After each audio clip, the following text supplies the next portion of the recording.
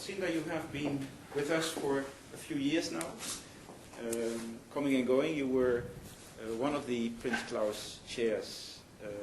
You were attached to the ISS, Institute of Social Studies. Yes. And your topic is youth.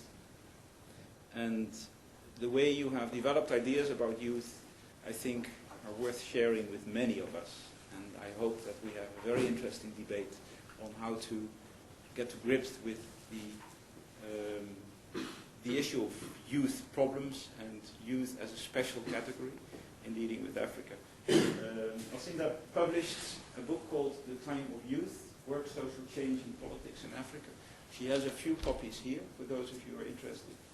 And I'll pass the book around for you to have a look. For those of you who still have money in the pockets, not spend it for Santa Claus or whatever. Alcinda, you're coming from Mozambique. You have worked in South Africa and a lot of other places. You worked at the Open University, where you still have an attachment with. You work in New York at the moment, and you are related to the Columbia University.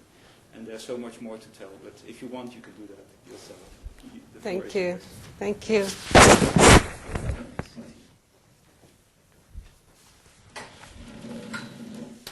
Good afternoon, everybody. It's a pleasure to be here, and I want to thank Don Dietz for the invitation to speak here. And I also want to thank all of you for taking time out of your busy schedules to attend the seminar.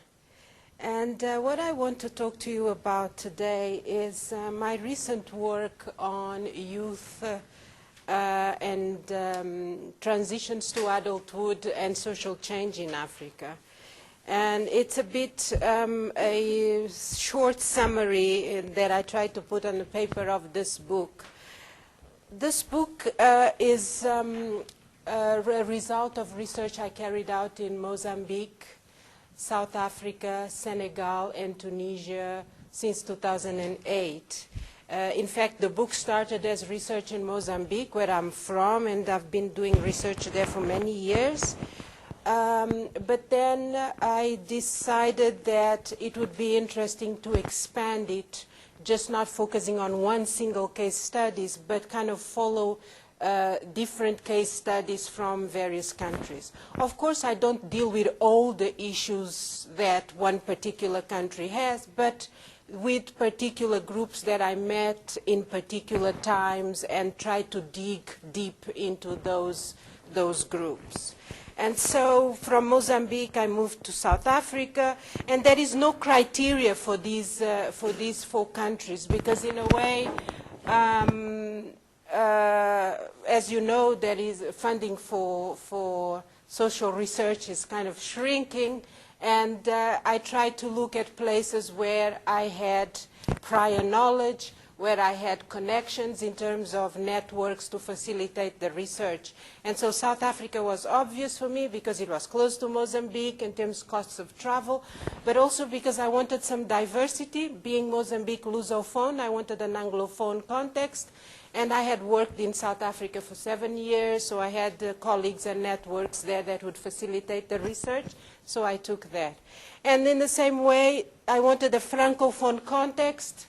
I lived a year in Senegal, worked closely with Codesria for more than 10 years. It was easy to get through, and I spoke French, although my Wolof is non-existent. But with the French, so Senegal became another. And then I had in mind Kenya. Kenya, why? Because of the riots after the elections a few years ago. But I was on my way through the research when the Arab Spring happened. And I said, how can I talk about social change and youth and not look at the Arab Spring? So then the decision was between Tunisia and Egypt, and I decided for Tunisia because Tunisia was where it all started, but it was also a more kind of contained case study. And I had a couple of contacts in the University of Tunis that kind of opened and facilitated my access to research there. So that was the criteria. It's not that because the youth question is worse in those particular 4 countries, but it's through my own networks and personal interests I picked those. But it could be any other 4 countries or that could be chosen.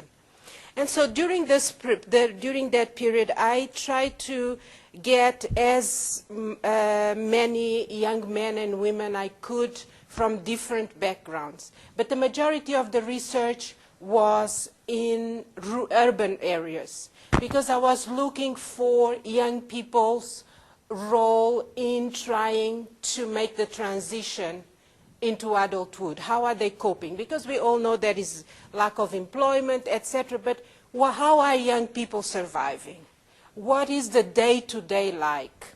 And so a lot of young men and women migrate from the countryside into the urban areas. And so it was in the urban areas that I decided to focus the research. Although in some other cases, I also worked in some rural areas, but majority of the research was in the urban context.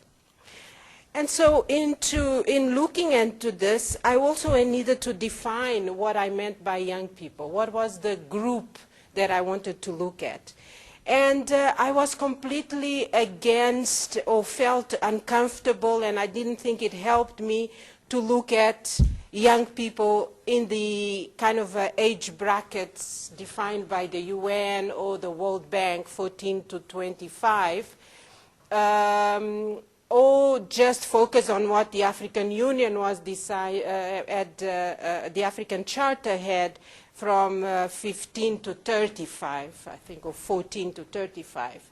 And why was that? Because what I started, based on literature and previous work that various anthropologists and social scientists had developed, this idea that youth is a cultural construction. It's a cultural construction, it's a social construction. So in looking into this, I decided to focus on young people as a category, and youth as a category, based mainly on social roles, social expectations, and social responsibilities. So in doing so, and looking at works that have been done, I found this interesting concept that came out of some research done by the Middle East Youth Initiative. And Diane Singerman, who looked at late marriages in Egypt, she came up with this term, waithood, that you might have seen in the title of my talk. And waithood is this portmanteau of wait and the suffix hood, meaning waiting for adulthood.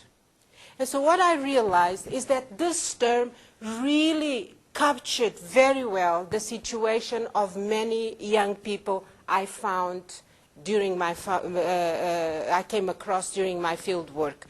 They are really struggling to make the transition into adulthood. And they are in a period of suspension that delays their access to adult independence, to the attainment of the social markers of adulthood. And what are those social markers of adulthood? Being able to get a job, having the resources to build, rent, or buy a house, having the resources to establish families, start families, provide for their families, and also contributing to society as taxpayers, etc.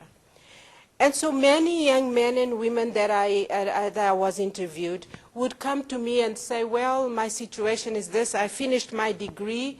I did a degree in social communications, told me a young woman in Tunis. But since then, I have been unable to find a job. I'm hopping from temporary jobs here and there, but I've been unable to really get a job that has to do with my work and that is well paid. And these temporary jobs don't help me plan the future. I'm not married. My boyfriend is in the same situation as me. We have no resources to get married. And then those stories, and I'm sure all of you know of those kinds of stories. So in a way, the point that I'm making is that the majority of young people in the continent today are living in a situation of waithood, this kind of liminal phase, this kind of twilight zone in which they are no longer young children that need to be nurtured and taken care of, but at the same time they are not fully independent and they have not been socially recognized as adults. Chronologically, biologically, they are adults, but they have been unable to attain the social markers of adulthood. And so in this presentation, I would like to make 5 points, which are mainly the 5 points that throughout the book, I make. The first one is obviously what I just said, that the majority of young Africans are living in what I call waithood. And that the waithood affects both the educated and the uneducated. It's not just about employment, but it's also about underemployment. It's also about the dignity that comes with being able to have work and become a provider and getting a social position in the family and in the community. Then the second point I make is that waithood is not just an African phenomenon. The third point I would like, the third argument I would like to make is also that waithood stems from failed neoliberal policies. The fourth would be to say that waithood, despite being extremely difficult, it's also a moment of creativity and the great creativity and invention and discovery for young people who are in that situation. And finally, that waithood is also transformative. And I'll try to get through those 5 points as quickly as I can. How long do I have, Tom? 20 minutes? Yeah, that's okay. So in terms of the majority of them being in waithood, I just made that point. But the other aspect, for example, in Senegal, people in the communities told me about the notion of ligue. Ligue means work. And ligue, it's a fundamental marker of adulthood because of the dignity that comes with the fact that you grow up, you establish yourself as an individual, you get your position in the family and community, and you are a provider to others, to your offspring, to your community, and to your society in general. And a young man from Mozambique called Joel that I met, he told me the following story. He said, you know, a few years ago, my father, when he was a young man, many years ago in fact, my father migrated to the mines, the gold mines in South Africa. This is southern Mozambique. To the gold mines in South Africa to get the job as a worker in the mines. After his first contract, he would come home with enough money to pay lobola or bride wealth for a girl. He would go for a second contract and come home with enough money to pay for the wedding, to build a house and start a family. But today, he was saying, we don't have clear pathways into adulthood. And in fact, what he was saying to me was that becoming a worker in the mines in South Africa was, for many young Mozambicans in southern Mozambique, was a rite of passage into adulthood. They would go to these Wenella offices, get the job, and that allowed them to become workers, to become fathers, to become husbands, to become providers, to become taxpayers. But today that is not happening. African societies are struggling with growth that is, with economic situation that is growth, and as we discussed yesterday at length, but there is no equity. It's economic growth that doesn't enlarge the productive base, that the job market is not expanding. So there are no jobs, people continue to be poor, poverty eradication is not happening, etc. But again, this phenomena, as I say, and going to my second point, is not just an African phenomenon. When I was writing my book, I decided to look at this psychology literature that has a lot about youth transitions, etc.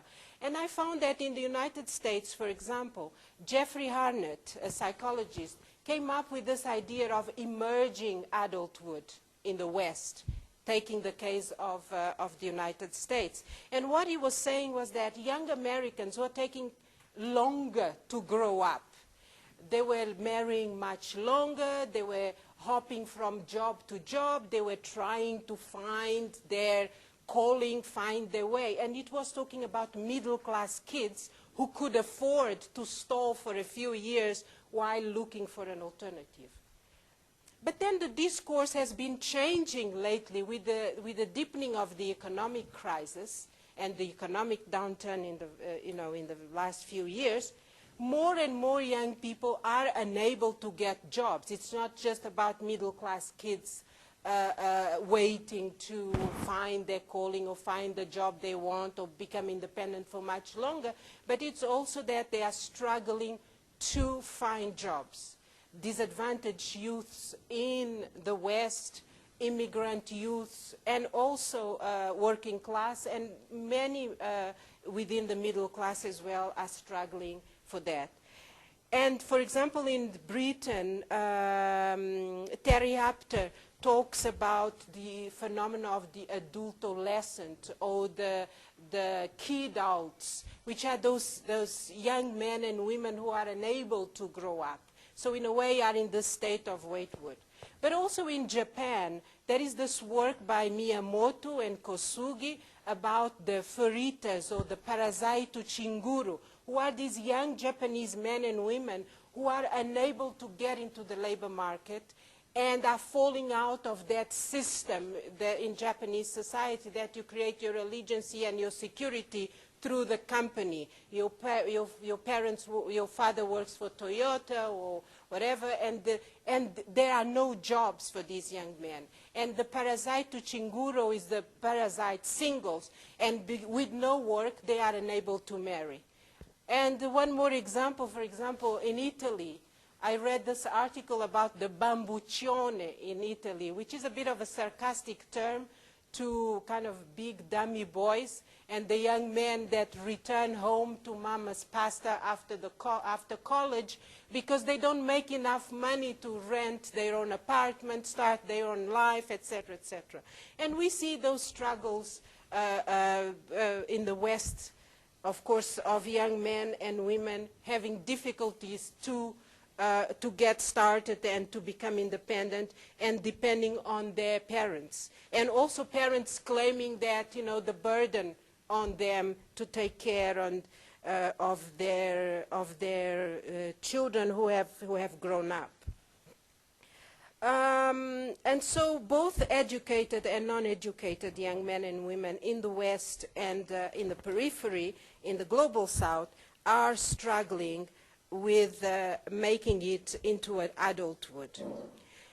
But as I said, these policies stem from, this situation stems from neoliberal policies. For example, if we look at structural adjustment programs in Africa, they really created a situation in which African economies were completely dependent on a model that was dictated by these kind of Bretton Woods institutions. African governments had very little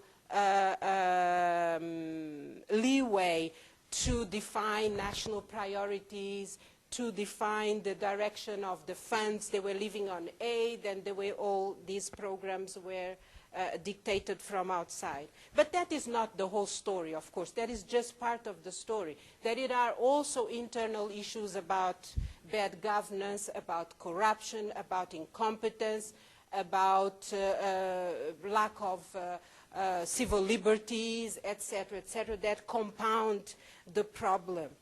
On the other hand, as a result of these policies, some countries might have experienced growth, but it's a growth that has not resulting in bettering the lives of people. And the case in hand is Tunisia.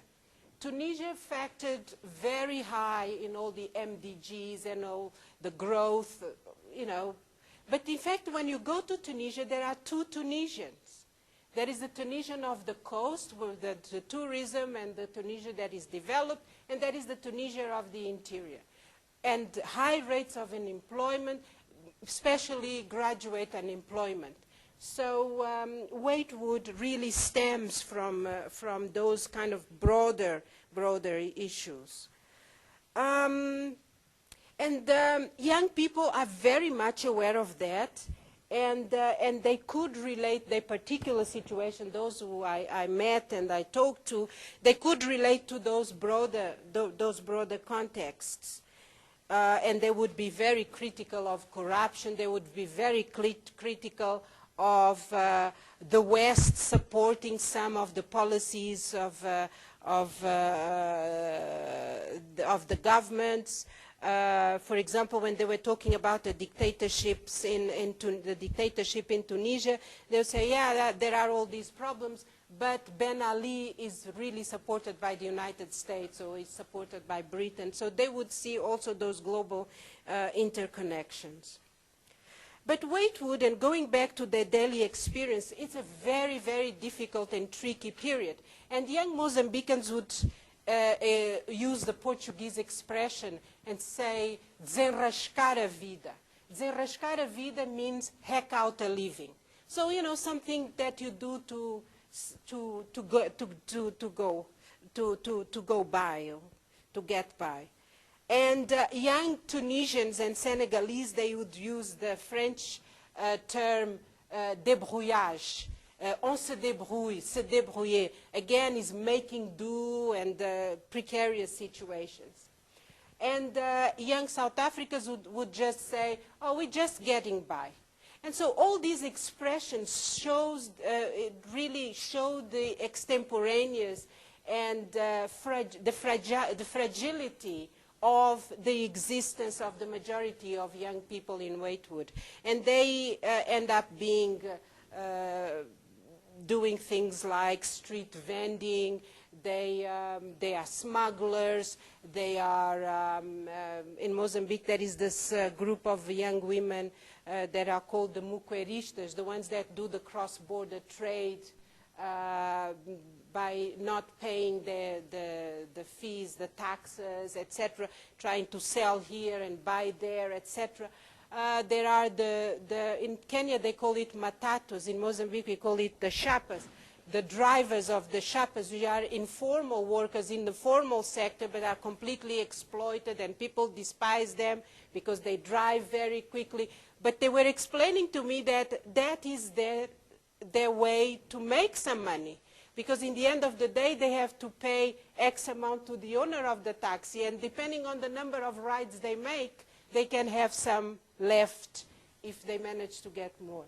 So, and many of them, and for example, Senegalese young men that I met that tried to cross to Europe in a small pirogue and had to come back because the sea was too bad and there was the guard, but there are many that make the crossing to Europe to try and better this situation. But there are also the ones that kind of are in kind of quasi or even criminal activities, like the kind of Nigerian, is it 411, 419, or the others that get into gangs and trafficking, etc., etc. So in a way, waithood, as I was saying, is this kind of interstitial space where the boundaries between what is legal and what is illegal, what is proper, what is improper, what is wrong and what is right, is very blurred. And it's also at this particular juncture that they have to make choices, because they have to take care of themselves. And if we don't pay attention to that particular point, they sometimes make choices and that might be dangerous and might also determine what kinds of citizens they will become or what kinds of societies we will have in the future. And also, and I didn't say this in the beginning, but we all know that more than 50% of the African population is below the age of 25. So we're talking about a sizable population here. We're not talking about an isolated case here and there. And of course there are diverse manifestations. There are those who are in waithood, like some muqueristas, the ones that do the cross-border, that in the end they manage to get better in terms of their organizing their life. They take care of their children. They manage to open a beauty salon. They manage to open a boutique, etc. So there might be some that find a way, but the majority are really struggling. Another group that I spoke with was a group of young men who survive in the garbage dump outside Maputo.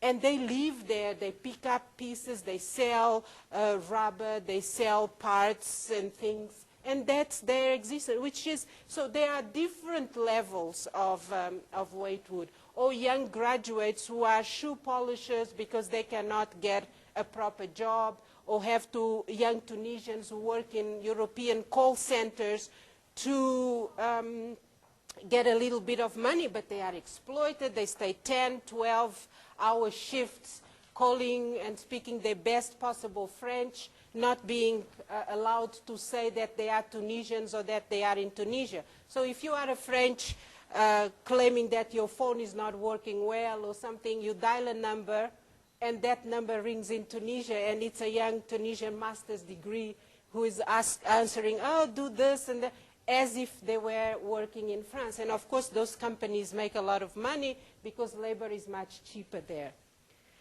But so, because of this kind of extemporaneous existence, waithood also becomes a moment of great creativity, because young people have to find ways and have to create new spaces. They use their agency to try and beat the system here and there, to try and do better, even if through crime or quasi-crime or quasi-illegally, they try and find ways. So they have to use a lot of their creativity. They have to use a lot of solidarity and create networks between themselves. And those networks create what some scholars have called the youthscapes, new spaces of intervention.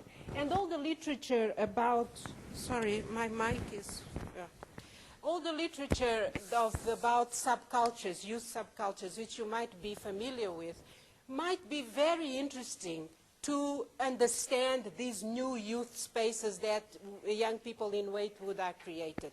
And the subculture studies, it's from the Birmingham School in the 70s, kind of a Marxist approach into youth subcultures in Europe. But it's very interesting how they look at the way young people find ways to rebel against the system and find a way of creating spaces for themselves in the margins of the mainstream. And also they talk about the notion, especially Stanley, he talks about the notion of moral panic, how society looks at those in the margins.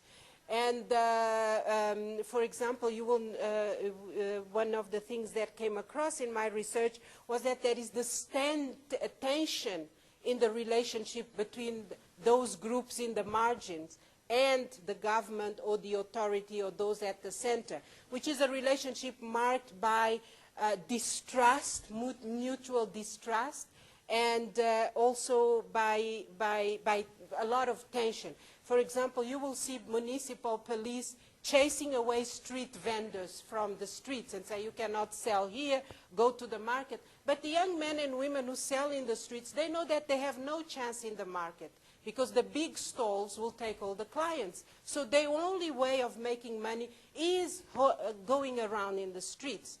The Douane police who is stopping and harassing and taking bribes from the young women who do the cross-border trade. And you have the migration police patrols for those who try to migrate. So it is the state delimiting the space of legitimate activity and the space of illegitimate activity. And young people in waithood also fall in this kind of twilight zone in which what they're doing is not completely legitimate and it's outside the mainstream. It is in the margins that they survive. The informal market, the informal economy, is maybe the main area of activity and survival. Although some of them work in the mainstream, but even when they are in the mainstream, they are the informal workers within the mainstream. As I gave you the example of the Tunisians in call centers, the example of the matatu drivers in the transport industry. So it is interesting to look at this idea of creativity in terms of waithood, also by looking at works, you know, for example, taking a little bit the idea of bricoleur from Lévi-Strauss, this idea of jack of all trades, trying to find a way to escape, and also the fact that this idea of desenrascar a vida, or like Eric V talks about dubriagem in Guinea-Bissau, which is something that has a dual temporality, because on the one hand it allows them to resolve an immediate problem, for example finding food for that day, but at the same time creates a flexibility in their way of living and their way of reasoning and understanding that allows them to deal with challenges in the future. Because you kind of find ways, for example, those emails that we receive. So-and-so, sister of Charles Taylor, could you send me your bank account? There is a lot of creativity and ingenuity that goes to find that way to do. And if they keep doing it, it is succeeding. And this idea, and it's here that I kind of differ from Singerman and those that worked in the Middle Eastern Youth Initiative when they talk about waithood, is that they talk about waithood as this weight, and the weight is put on the weight. You know, young people are waiting for something to happen. The young people that I worked with, they are not waiting at all. They are in the process of inventing something. It's a creative wait. It's a dynamic wait. It's not a wait that, oh, I'm waiting for my parents to sort it out for me, because there is no parent to sort out for them. Because the parents are also struggling. They're coming from societies and communities that are also struggling. They're waiting for the government. They don't believe the government is going to. The social contract completely failed, completely broken. The state has no responsibilities, has not been able to respect the boundaries of the social contract. So there are not expectations. For some, in the areas of post-conflict, they would say, oh, we're waiting for a project, for an NGO, for example. But that, in many cases, people say, you know, I have to just fend for myself. And so people are very aware that they are fighting for their own. Should I conclude? But what I say is that waithood is transformative, and this is a good segue, because by being aware that the solution is with them, they are becoming more conscious of their own situation. On the one hand, despite all these difficulties, young Africans today are much better educated than their parents were, and that is a reality, especially young women. There are more and more young women educated, and in terms of university and high school, they are really more, they are graduating more than young men in most of these countries. On the other hand, young people today are more connected to the world than the former generations were, through the new technologies of information and communication. So they have a different outlook on life, and they are really keen to close the gap between their limited home opportunities and what they perceive to be the good life that exists somewhere else. They see in real time what's happening. They have these Facebook, Twitter, and SMSs. They connect with each other. So they are very conscious of the possibilities beyond the reality that they have. And so we see more and more young people coming out to the streets and saying enough is enough. In Mozambique, for example, 2008, 2010, there were riots there, well before the Arab Spring. There were riots in Kenya, there were riots in Sudan, there were riots in Madagascar, but we didn't hear a lot about that. Also, if we look at the literature on social movements, it's a literature very much Western-centered, because they believe that, you know, Africa has no social movements, and we didn't dig a lot into that, but there is a lot going on there. But the Arab Spring really brought into sharp focus the role of young people in social change. In fact, I've just finished another book on youth and revolution in Tunisia, which is coming out in June. And I could go on and explaining how young people organize themselves, but I will want to let us have enough time for discussion. So it is in this process of realizing that they are struggling, that they are beginning to take action and going out and claiming for their rights. And they are confronting governments, they are confronting the authorities, and they are making their voices heard. And I think the Arab Spring proved that it is possible, because what happened was really in the 21st century, this group of young men and women started the process that led to the fall of one of the most entrenched dictatorships in North Africa. And we have seen the repercussions of that, not just in Africa, but all over the world. We look at Greece in March 2011, the Indignados in Spain in March. We look at the riots in London, which there is debate whether it's, but if we look at it, it's young and underemployed, unemployed, disadvantaged British kids who have no stake in British society that went out to the streets. And even the cause of it, it was the killing of Mark Dougan, this young man, and in Tunisia was the killing of Mohamed Bouazizi. And so there are lots of parallels. Of course, there are different societies, the particularities, there are particularities, there are specificities, but overall it's young people fighting against exclusion, against inequalities, etc. The same Occupy Wall Street movement in the US. I went to Zorkati Park, I spoke to some of those young men and women in the square, and they were against inequalities. Student loans were very expensive. They were taking 10, 12 years to pay them.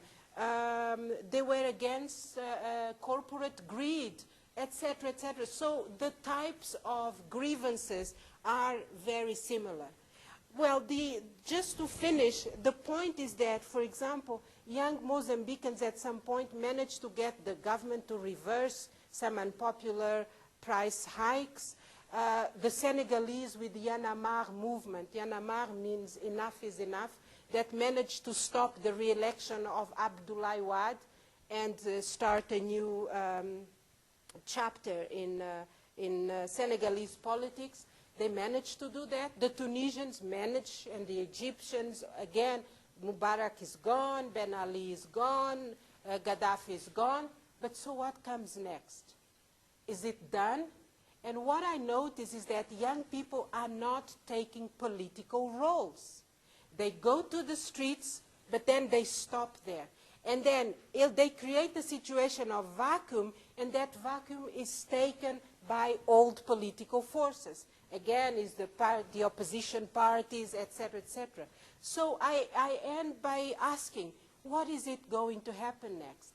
Of course, these social movements are are still ongoing. They are very new, and it's anyone's guess where they will end. But an important question is to say, if young people are rejecting politics as such, are they continue to just be in the streets and take the streets as a space for veto power and for saying, you know, you have to recognize because we can stop you at any moment? Are they going to take up action and start getting involved? Or are they going to create a new type of political order? What are they claiming really? And this, some of them said, you know, we are not here against individuals, against a person, but we are fighting against a system. And politics for us is corrupt. Politics is self-serving. Politics, as we experienced it, is not the way to go. And if we go in, we are either co-opted or tainted by this, and we lose who we are. And so I asked, but what is the solution? And I think we are in a period of interregnum in which young people are struggling to define what is going to come next. But I also believe that probably we are starting a process of deep change that might take 10, 20, 30 years, but I don't think the world would be the same after these particular movements. What it will be, I don't know, and I think it would be an interesting debate to have. Thank you very much. Thank you, Alcinda. Yinka will give the first ideas from the floor, and it's open to all.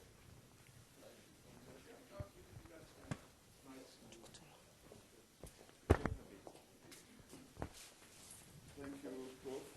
I think I'll start from the African tradition. When the oracle has spoken, what more can the mortals, the mere mortals say? So the oracle is there, has told us much more. And despite the fact that I've written so much, I think I will quickly jump to the question you asked, and that is, what is going to happen next?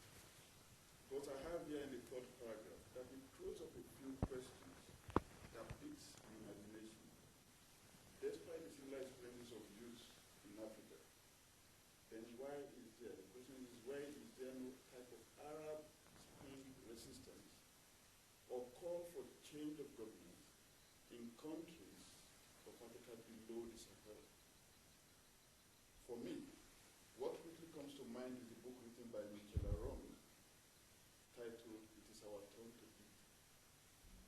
It was set in Kenya, in East Africa. It mirrors occurrences in some West African countries which I've had the privilege to live in. For example, your study talks of the disconnect in the breakdown in social contract between the government and the governed. But in Nigeria's Niger Delta, in large swaths of Dr. Congo, in Nairobi's Kibera, this is a given. This breakdown in the social contract is a given. And youths do not appear to care much whether this social contract exists or whether we even want it to exist, because we are talking about what's going to happen next. So let's go to Nigeria, for instance.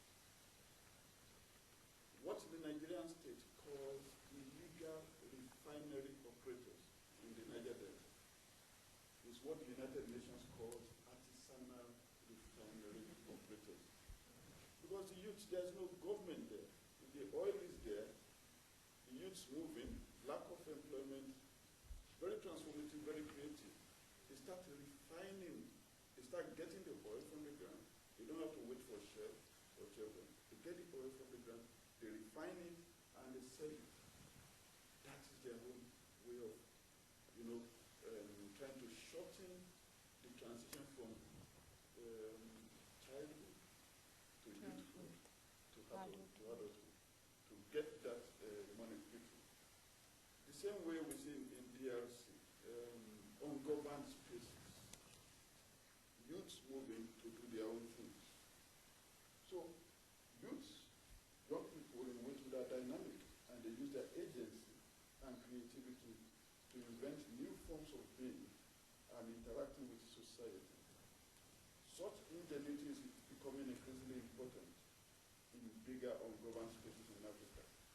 You are very right, you talked about the Parasaito Shingu in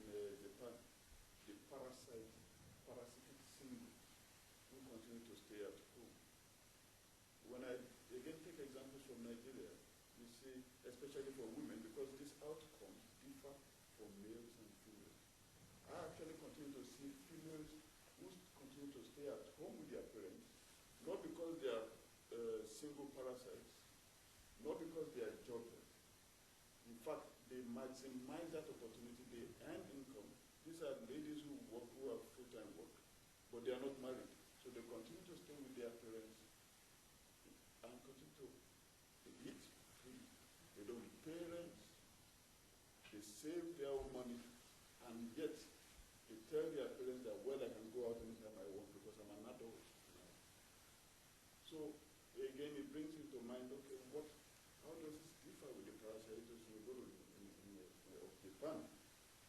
But what it continues to throw up for the women of Nigeria, for instance, or across West Africa, is that it continues to delay their entrance into childbearing.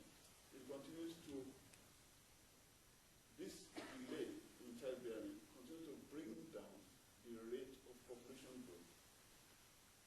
This bringing down the rate of population growth continues to, of course, shrink or contract the population size of Nigeria gradually. And the question which we continue to ask is that, what are the costs of this? In what social context? What does this mean for Africa's future population? I agree with you. African societies no longer endow young men and women with social and economic and cultural, moral resources that they need to follow for robust pathways to adulthood. It is not all the government's fault. It is not the problem of broken social contract, and clearly not outcome of economic crisis, as we see in the cases of single girls still living at home with their parents in Nigeria. But if we go back to Tunis, to that 29-day crisis in Tunisia, there is still some form of disillusion with the new government. Egypt today is still grappling with the outcomes of resistance to former President Mubarak. We have Morsi, but still, people still complain that Morsi is not doing enough. It seems that the desired changes are not being realized. Gaps continue to exist, of course, which brings again your question to life. What happens next? Waithood is creative. Waithood is transformative. For the African youth man, it will get worse before it gets better. New engagement is needed for taming the wild, ungoverned digital and political spaces. For now, the youth and society at large will continue to adapt to new forms of waithood. Nostalgia of the old, shorter form of waithood will continue to pervade the music scene as elaborated in the lyrics of the Salon Man that feels ever so sorry about the youth man. Thank you. Thank you very much. Would you like to respond to Yinka first? I could make a few comments, but Yeah, maybe. yeah, I could. Well, thank you for your comments.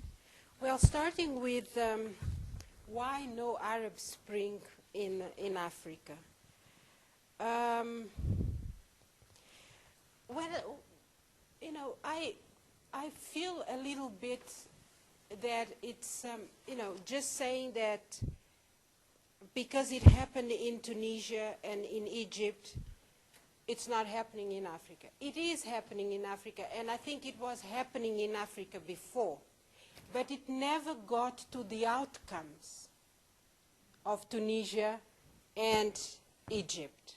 And why?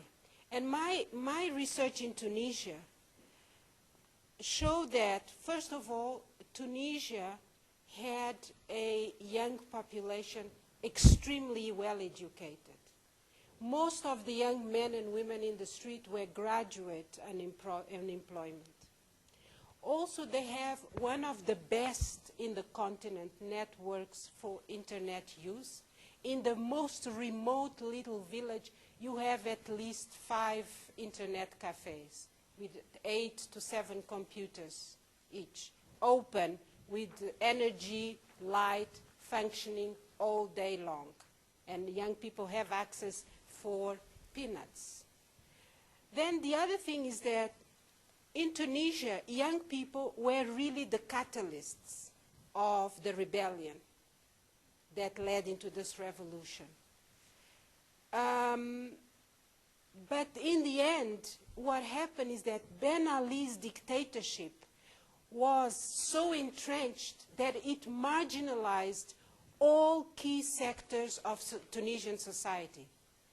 The elites were marginalized by Ben Ali, because Ben Ali and Leila, his wife, Ben Ali's wife, they created a family kind of close-knit power unit that amassed all the businesses, all the power, the political power, the economic power. They had tight controls over media and liberty of expression, etc. And on the other hand, they didn't have, Ben Ali was a man that came from the security services, not from the army. So the military, the army, was very weak in Tunisia. So when it came to the point of defending Ben Ali, just the security forces was not enough. So in the end, Ben Ali was alone because the youth rebellion spread into all the other sectors that were comfortable to see Ben Ali go. So it created a coalition, an alliance between the young people, the women's groups, and you know Tunisia had a very strong women's groups, was the first Muslim country where women's rights were written in this personal code de statut personnel, personal status code. And also the unions worker, it was one of the oldest unions workers in the continent. And so there was a coalition, a very strong civil society that created a coalition with this rebellion started by young people. So in the end, it was really this coalition that managed to take Ben Ali out of power, because Ben Ali had no way of defending itself. And I think that in our case, if it's just, you know, the lumpen youth, as Ibrahim Abdallah talks about, that goes to the street, the elites detach themselves, oh, those, this, that. And so there is no, that coalition is not there yet.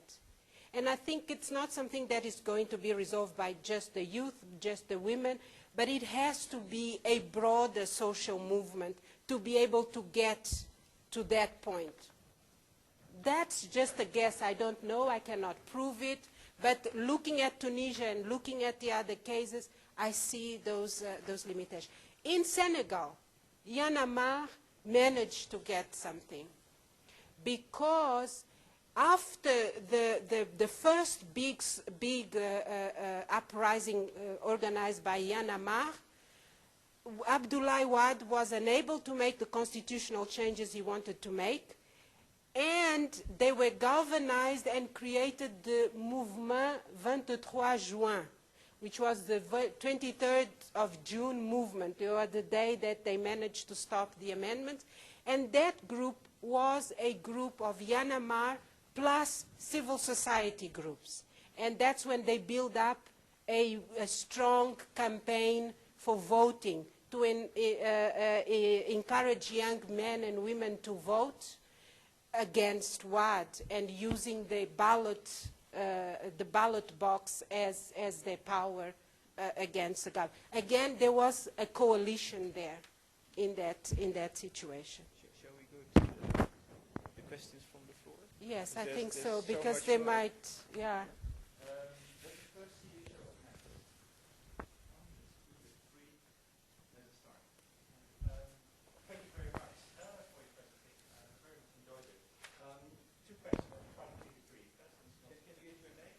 Roy Asman from the Institute of Social Studies in The Hague. First one is about this notion of waiting, which is now quite widespread in the youth literature. And you're familiar with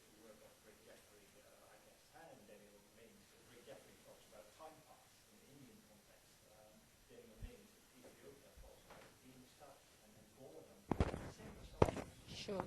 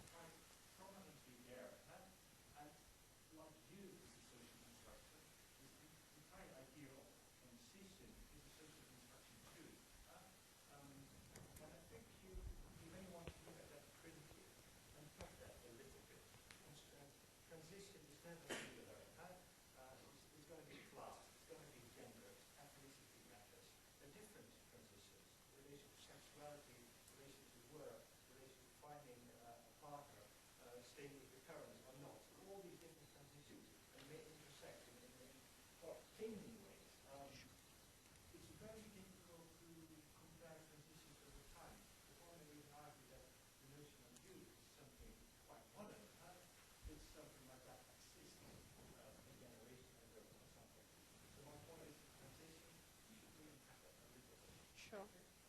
Let's indeed have two questions. Let's give you the floor to answer those. Okay. All right. Well, the issue of stillness. In fact, I looked at the work of in India, but I didn't reference it in my book at the time because I hadn't read it then. I read it afterwards. And in fact, I'm in contact with the author who is now based in Oxford. And they're starting a transnational project, and we're trying to look. And I've read the literature. It's very similar. That's the reason why it's not. The works in Ethiopia I didn't come across, but I came across something very similar, which is a book called Stuck, Rwandan Youth by Mark Sommers. It's a 2012, late 2011. And it's exactly the same. It relates to that idea of stillness, of being stuck.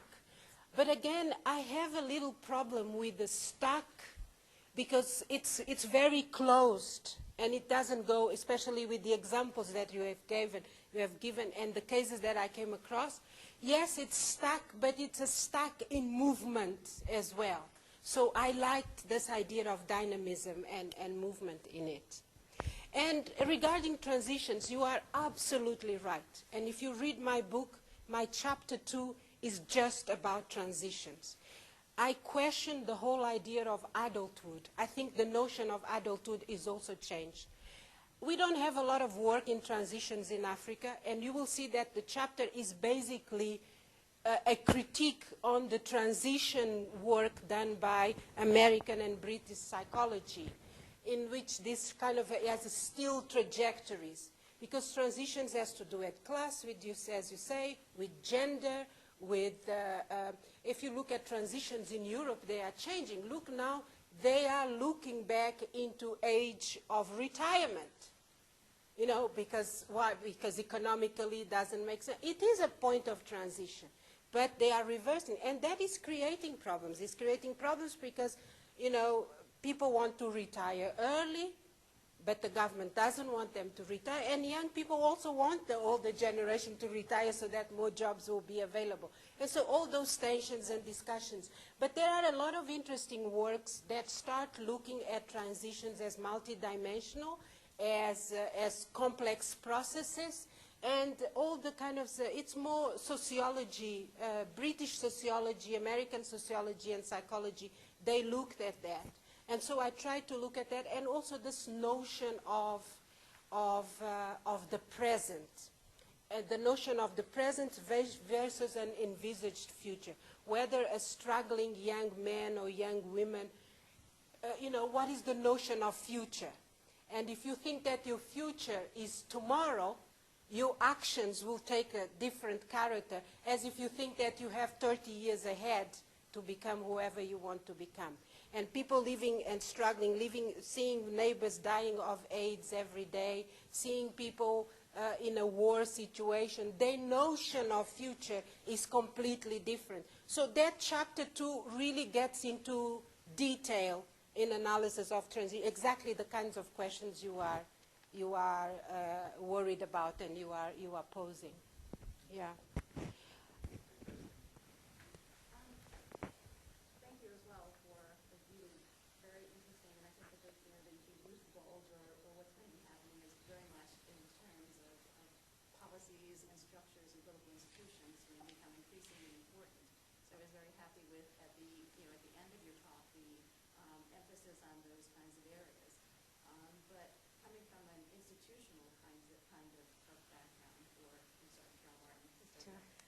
But in terms of that, there are national youth policies in many countries, and I'm thinking equally of Liberia, but the resources to be able to carry out those national youth policies are not there, as well as the connections between the youth who are in fact supposedly going to be the recipients or going to participate and benefit from these policies in education or in creating jobs and employment.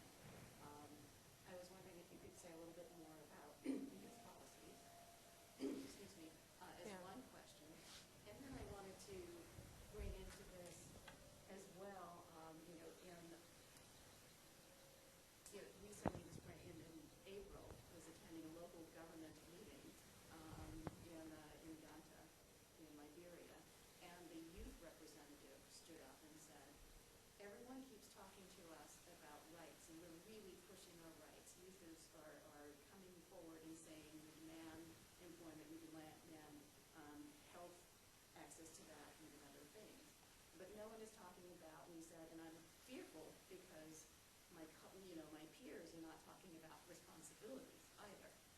And his concern was, if you're talking about rights, then we don't have a sense of what responsibilities are.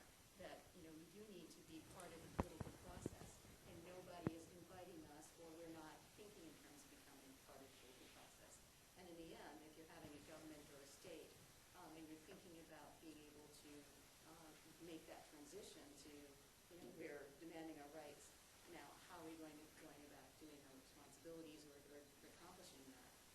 He was afraid there's no space for that, or that people aren't thinking about that, and he wondered what would happen. And so I asked you, saying, did any of your interviewees have that same sense or want to know how they could be involved in the political process to make change? Shall we take a few more, or can I? Yeah, maybe it's a good idea because I saw So that, well. yeah. And, you want to also have Rex question? And Yeah, why don't we do that? Yeah? Yeah, okay, well, thank you very much, Alfred. Yes, I would like to come back again to this issue of waithood. And I was particularly struck by the fact that you define waithood most specifically so in terms of economics, political economics as well. As if waithood can only be defined in terms of access, or the lack of access to labor markets and stable income and positions, etc. And I was just wondering to what extent you would be interested to talk more about, let's say, a more differentiated idea of waithood here. That it's not only defined in terms of much polarization, lack of access to resources, or whatever, whereby if you would look at other, let's say, sectors of a society, perhaps waithood is either turned around or not experienced in that manner, or experienced differently, etc. I'm specifically thinking of, let's say, the religious sector, which of course is included also by our research in that area, where in terms of new forms of Christianity, new forms of Islam, that kind of non-adulthood, of lack of access to adult positions, etc., can be completely turned around. Yeah. So that there is a much more differentiated idea amongst people of this waithood might mean. That in economic terms this might be the case, but that in socio-religious terms the tables can be turned quite dramatically. Yeah.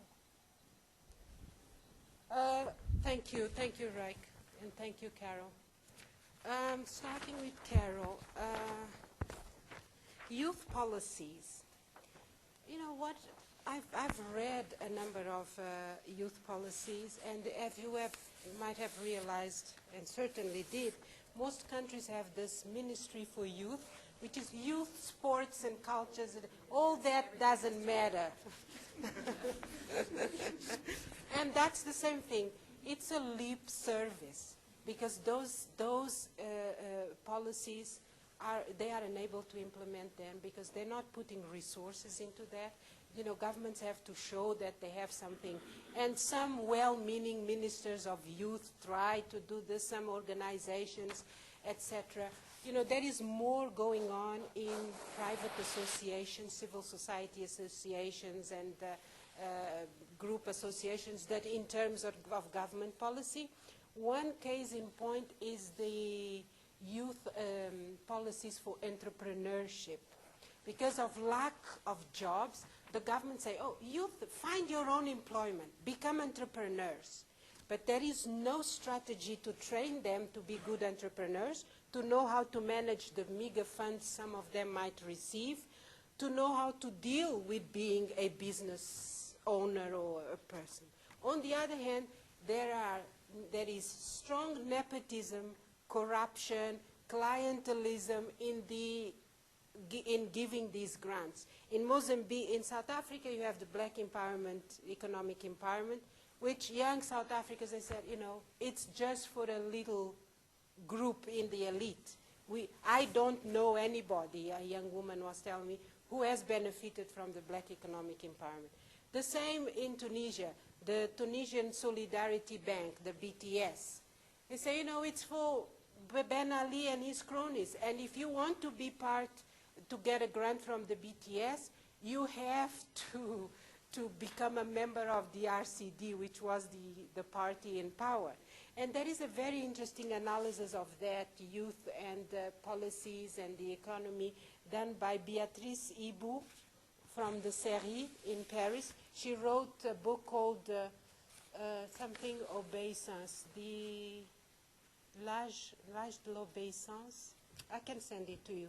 Béatrice Ibou with an H, H-E-B-O-U. So those policies are beautifully written in paper, but really very difficult to implement. There is not really resources in place for that. In terms of responsibilities, yes, it's true, some of them, very few though. It's more the kind of politically engaged, because there is this group of young men and women who are in political parties, that are closer to power, and those tend to defend the line that, oh, the ones that are there, they're not making an effort. But they are a smaller group. And the vast majority, they say, you know, we can be responsible adults. We can do things. But the thing is that we don't find the opportunities to do so. So it's not that they are aware of their, that they have rights, but that they just have rights. They know that they have rights and they have obligations as well. But they say, you know, if I have to spend the time trying to fend for myself, where do I have the time to go and work for the party? And in the end, I don't believe in that party. I don't believe in what they're saying. So there is this contradiction between rights and obligations. And I think it's my chapter 5 on citizenship and participation that deals a little bit with, and there is a lot of quotes by young people about what they perceive to be their role or their engagement with society. But I was going a little bit further than that, because in looking at chapter 5 as well, I mean, there are other points, Yeah. but they're not talking about how to create or be part of a structure. We talked about earlier about, Yeah. you know, where the youth are living. These are nation states, and they're going to be in Right. an international global community as Senegal, Yeah. as Tunisia, as something.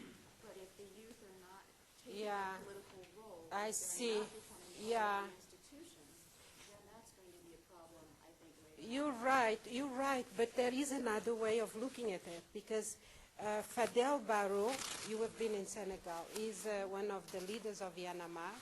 When Macky Sall won, he invited, gratefully, he was very grateful to Yanamar, and invited Fadel and the other 3 leaders, and he said, you know, can you elect one between amongst yourselves to be part of the government. And they said no. They rejected because they said, if we do so, we lose credibility. It looks like we did this so that we could have a position, and that is not the role. We want to create what they say, the new kind of Senegalese, if you look at the literature on Y'en a marre. And so I think I would go with Aditya Nigam, an Indian political scientist, which wrote this piece, which I think is really brilliant. He's analyzing the Arab Spring and these kind of more recent social movements by youth. And what he's saying is that it appears that young people are really rejecting the political as a system. And they don't want to be part of this system. But at the same time, we don't know what is it that they want, and they don't know either. They know that it has to be something different. But if you ask, okay, Y'en a marre, you're not going to the government, so you stay in the streets, and they say, well, for the time being, yes. Ask the Tunisians who are in Tahrir Square today. They did not get into the government. They didn't create a political party. The Tunisians, the same thing. And they know that they have this veto power through the streets. But how long that is going to survive?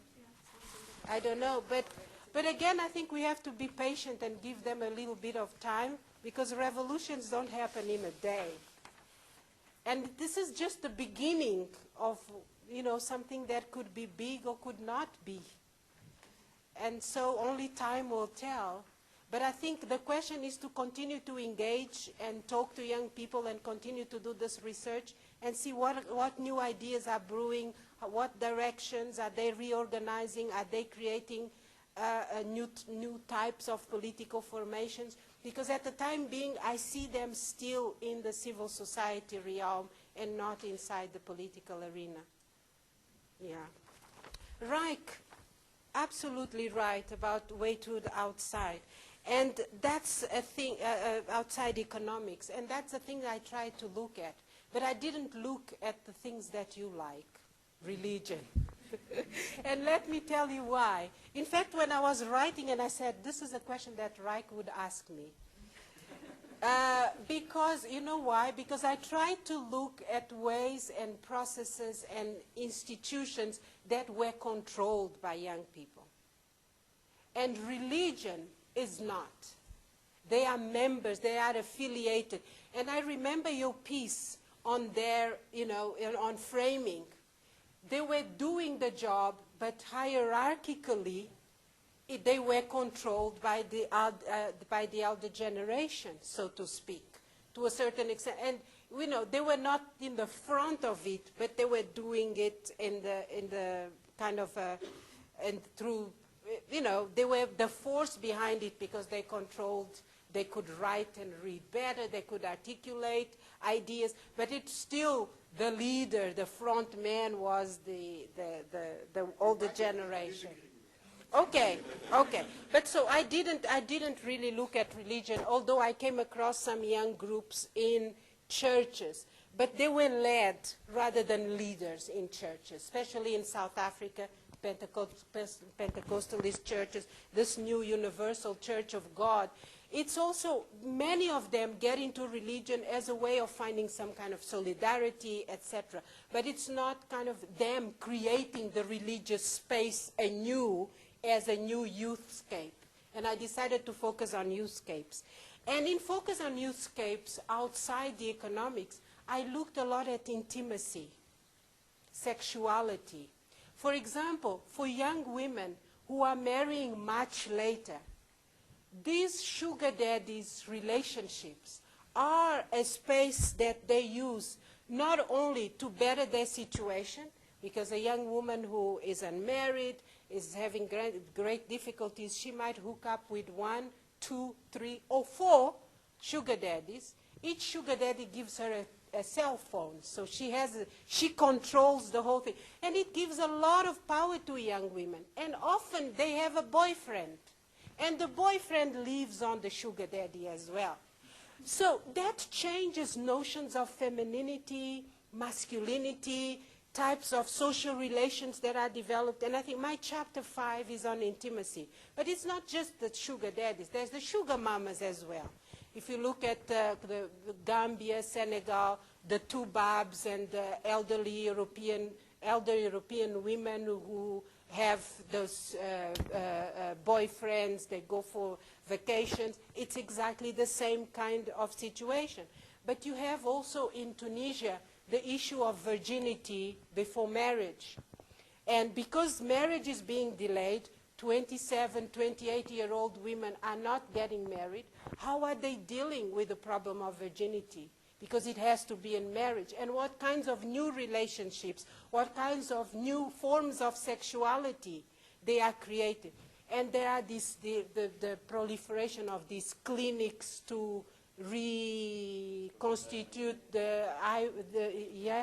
hymen, etc. And so those were the kinds of things I was looking at. But also socially, it's also that, you know, as far, we social scientists, we don't like the determinism of economics. But, you know, the fact that they don't get a job has implications in many other arenas.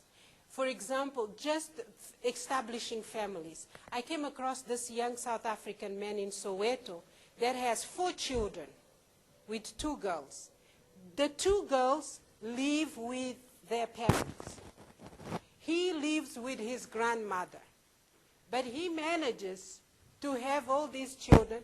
He cannot pay a penny for any of these children. The parents of the women are taking care of the women and taking care of the children. And of course they don't like the young man. They say, you know, he has not grown up, no responsibility, etc., etc. And so it creates a number of social problems in which that they have repercussion. You have many children out of the wedlock. You have young women who are not attaining adulthood, not because they are earning, but because they are not becoming mothers, those who want to marry first and then have the children. So motherhood is also a way of attaining your adult status. And so it has all these implications. And then if you bring in the HIV/AIDS epidemic, etc., it brings a number of other issues. But that chapter on intimacy deals with some of those social issues. And in the chapter on citizenship, I also look a little bit at spaces of citizenship by looking at the rappers. And for example, if we listen to verses in young people's songs, the lyrics of songs, there is a strong social critique there. The verses of their poems, the scripts of their plays, popular culture has a lot of the graffiti, has a lot of social intervention and has a space of intervention. And the church has some of that, but very limited, at least in the places where I worked. Yeah. Now, I'm very happy that there are a few of our research masters here. So let's give them the last chance for some questions if they have any. Who dares? Don't be afraid, because I just got a message from Azeb saying that last year there was a student, a research master student, who had a fantastic thesis on youth in Guinea-Bissau. So it's already there. Anybody among you who has? Well, you don't have to have one. Any other?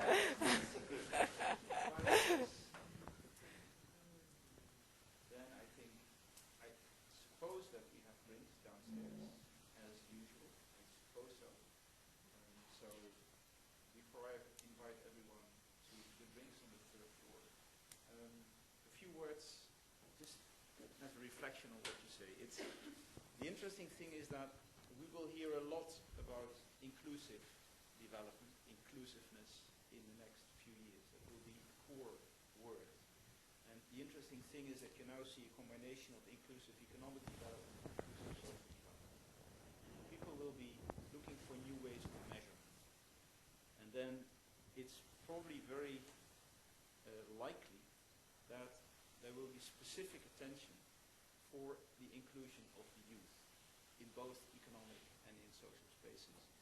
And many of the social scientists and many of the economists will probably go work together in finding empirical data as much as possible and as comparative as possible to see what spaces there are for inclusiveness of certain types of people. What I very much like about your approach is that you say this is not just an African problem. This is a global problem. And in fact, there are very many social dynamics at work which do not make Africa so different from what's happening in Spain, what's happening in Mexico, what's happening in the United States, what's happening in Japan. I think also if we look at the Dutch situation, there are rapid changes and also generational changes in the position of youth in society. And I can illustrate that by an interesting anecdote. When I was 35, we had an alumni meeting of the students, my colleague students from Nijmegen University. And when I was there, and we did a kind of comparison, what are you doing in life now? Almost all had a permanent, stable job, permanent income. Almost all had started to buy a house, or settled in a house, a very stable. Almost all at a time had married and had children, or at least started to have a family. A few years ago, when my Amsterdam professor left his job, we did the same. We had an alumni meeting, and we also got together many of these alumni. And we did more or less in a pseudo-scientific way. We also tried to find out the careers of these people. And then it was obviously clear that of the 35-year-olds there, hardly anyone had a permanent job with a permanent income. Hardly anyone. Hardly anyone had bought a house yet. Very few had children yet. And quite a number of them didn't have a stable relationship yet. So that's the Netherlands, which is one of the richest countries on earth, where you see the same dynamics. And then, if these dynamics are so global, we probably have something in our hands to find out what are these global powers, global change drivers that make this happen, and what does it mean in different societies. Now, in Africa, of course, in many situations, if you would do a study on 35-year-olds across the continent, if that would be possible, and find out how many of them have a stable job with a permanent income, how many of them have married and have children and can provide for these families with the stable job income, that would be a fascinating type of study. And also find out who are the exceptions, because they are there. There are 35-year-old Africans with a stable job, with a permanent income, with children, with what is being regarded as the normal adulthood. But they are few. Maybe 10%, maybe 20%, but certainly not more than that. And to find out what then these different 35 years olds are doing in society and are active in politics, active in religion, active in playing their roles, finding out how that differs, that would be a fascinating research. So I think there's a lot to study in the next few years. Thank you very much for being with us. Thank you. Such a nice Thank you. debate.